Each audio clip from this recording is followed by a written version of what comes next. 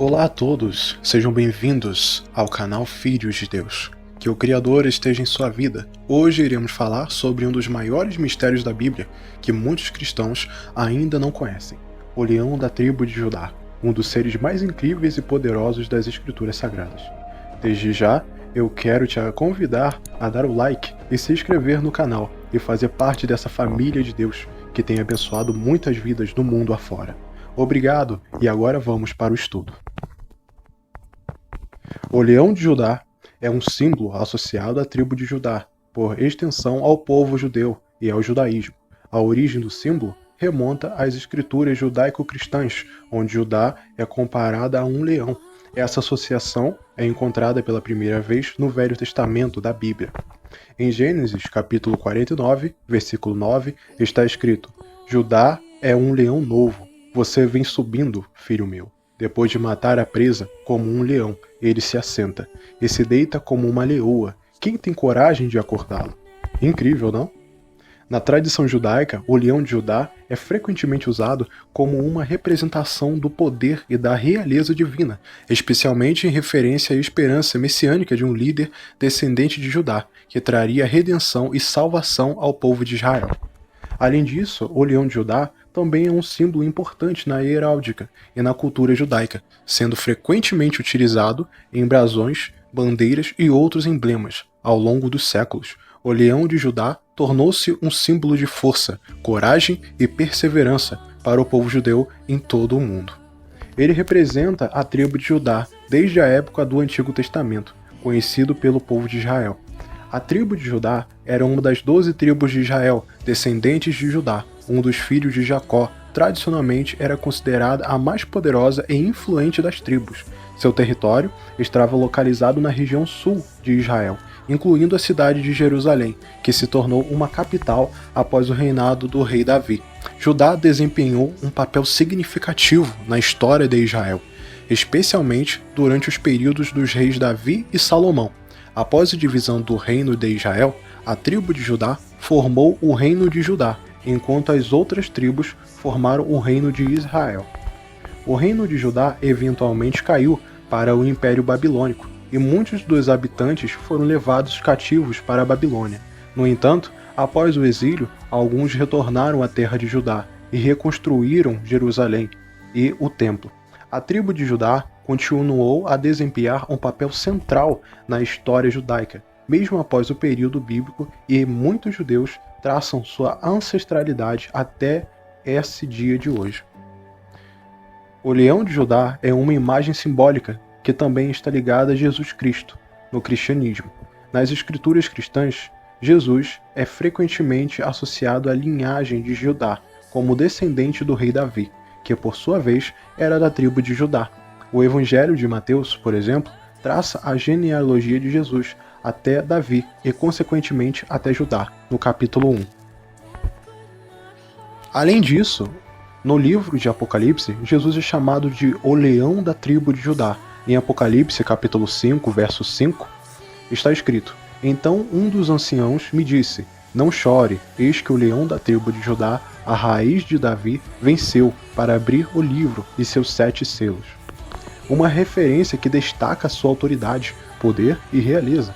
Essa imagem simbólica enfatiza a posição de Jesus como o Messias prometido, que traz redenção, salvação e soberania sobre todas as coisas.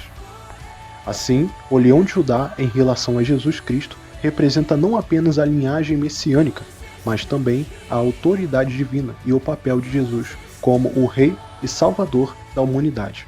É um símbolo poderoso e significativo dentro da fé cristã. A representação do leão de Judá não é um símbolo de poder, mas também a prova da vitória de Jesus sobre o pecado e a morte. Em Filipenses capítulo 2, versículos 9 até o 11, está escrito: Por isso Deus o exaltou à mais alta posição, e lhe deu o nome que está acima de todo nome, para que ao nome de Jesus todo joelho se dobre nos céus, na terra e debaixo da terra, e toda língua confesse que Jesus Cristo é o Senhor, para a glória de Deus Pai. Desse modo, podemos nos perguntar como se aproximar da raiz de Davi e obter a presença dele em nossas vidas. Nos livros de espiritualidade e conhecimentos obtidos pelos estudiosos da Bíblia, existem 3 formas principais de obter da melhor forma a presença de Deus e se aproximar de Jesus, nosso Senhor. Vamos analisar cada um desses aspectos, que são extremamente importantes para a nossa vida espiritual.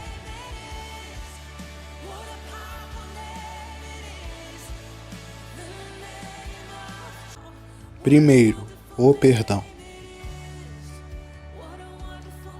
O perdão é a melhor ferramenta que os filhos de Deus têm para se purificar do pecado e fechar todas as legalidades e brechas espirituais em nossa vida.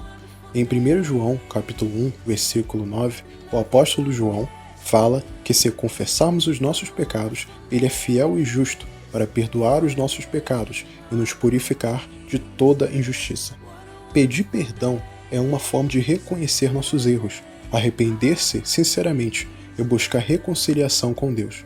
Para muitas pessoas, pedir perdão a Deus envolve confessar os próprios pecados, expressar remorso genuíno e buscar a graça e a misericórdia divinas. Isso pode ser feito por meio da oração, da reflexão pessoal e do compromisso de mudar o comportamento. É a ação humana de se livrar de uma culpa, uma ofensa, uma dívida, como é falado na Bíblia. O perdão é um processo mental que visa a eliminação de qualquer ressentimento, raiva, rancor ou outro sentimento negativo sobre determinada pessoa ou por si próprio. Além disso, pedir perdão a Deus também pode envolver pedido de força e orientação para evitar cometer os mesmos erros no futuro. Acredita-se que Deus seja misericordioso e esteja disposto a perdoar aqueles que sinceramente se arrependem de seus pecados e buscam uma vida de retidão. No entanto, é importante lembrar que o perdão divino não é apenas uma questão de palavras, mas também de ações. O verdadeiro arrependimento envolve mudança de comportamento e um compromisso contínuo com a bondade e a justiça.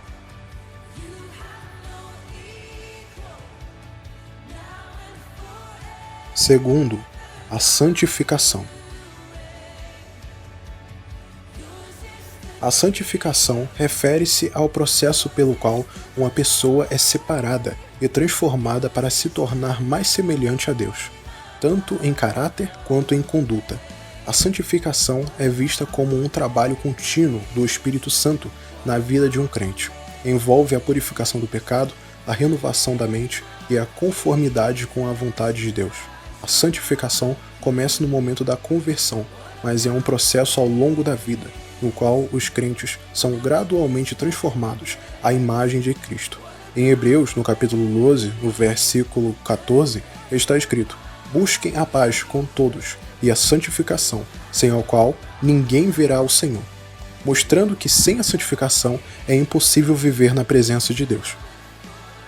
Os meios pelos quais a santificação é alcançada incluem a oração, o estudo das Escrituras, a participação nos sacramentos, a comunhão com outros crentes e a prática da obediência aos mandamentos de Deus. A santificação também é vista como uma resposta ao amor e à graça de Deus, e não como uma tentativa de ganhar a salvação por mérito próprio. Embora os crentes possam nunca atingir a perfeição completa nesta vida, a santificação é vista como um processo progressivo no qual os crentes se reforçam para viver vidas cada vez mais piedosas e dedicadas a Deus. É um aspecto vital da jornada espiritual cristã que visa glorificar a Deus e refletir seu caráter ao mundo.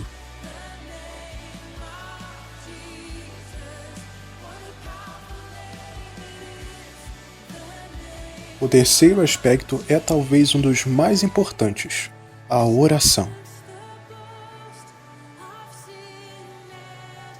A oração é um tema central na Bíblia.